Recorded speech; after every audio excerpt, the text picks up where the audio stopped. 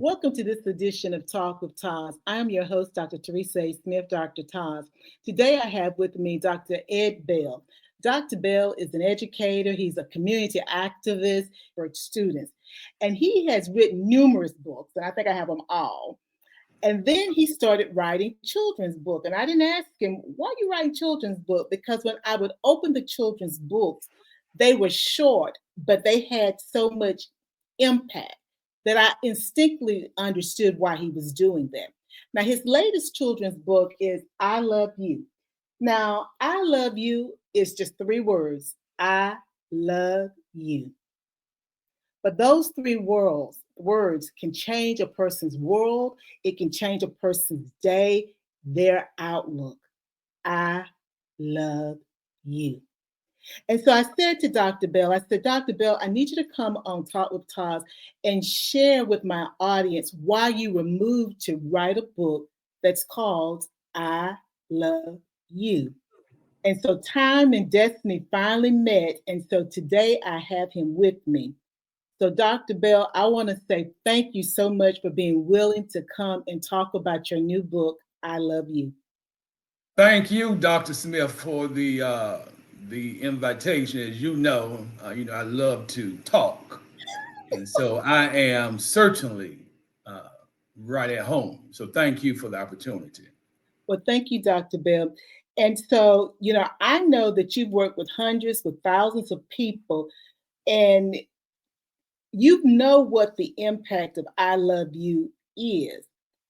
And, we don't hear I love you in our homes a lot of times. Why do you think that we rarely hear the words I love From my experience, I did not grow up hearing the words "I love you," but without a doubt, both my parents, mother and father, they love me through actions or deed.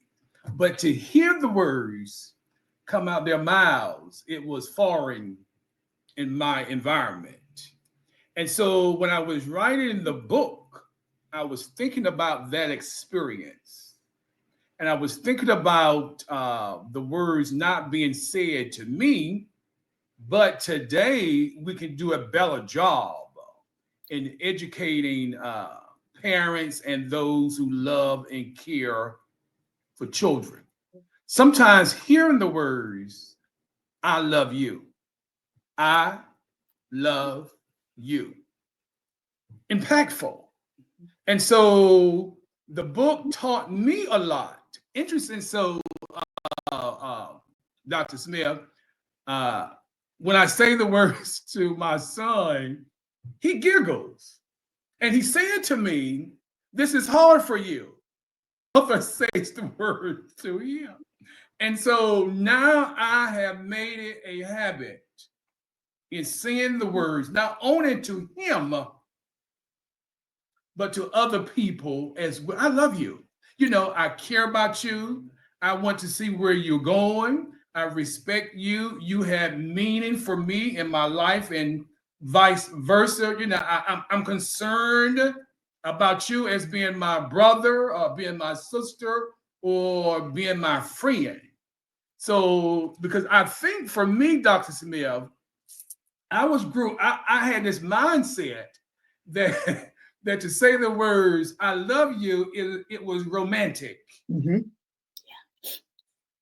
Mm-hmm. It was about being romantically involved with someone, and I had to rethink what I thought, not only as a young person, but as I grew up, so to speak. Mm-hmm. And so, "I love you" can take on other meanings, and our children need to hear that. And not only our children, but adults too. We need to hear it more. We do, Dr. Bell, and my audience knows I'm the crying doctor.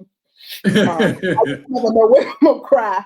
But when you were saying "I love you" and you were talking about whether you're saying to this person, it touched me, and I never know what's going to touch me because I'm just a real person.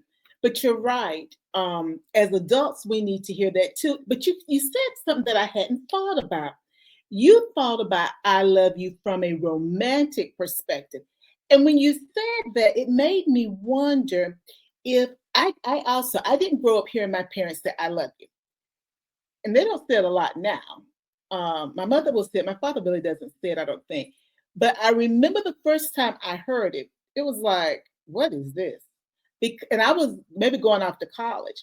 And it was like, it was so foreign for me. I knew they loved me, but to hear it. And even now, when I hear it, I'm so transparent. It just doesn't sound real to me because it falls on ears that never heard it. I knew my parents loved me. I know my parents love me now without a shadow of a doubt. But you said when you thought of I love you, and I'm thinking myself going back in time as I say this, you thought of it as romantic. And I have to think about that. Yes, growing up, if I was hearing it in a movie or wherever, it was always romantic. It was around romantic love. And so I never heard it outside of that I can recall, guys. But then that makes me ask this question, Dr. Bell. If we look at our parents and the fact that perhaps it is generational, could that be the reason why, in addition to life happening, they were trying to take care of their kids, that they didn't say it to their children? They may have said it to each other, the mother and the father, because maybe they also thought of it as romantic. And we show our love for our kids by providing a home, a roof over their heads, people would say, food, making sure they had clothes.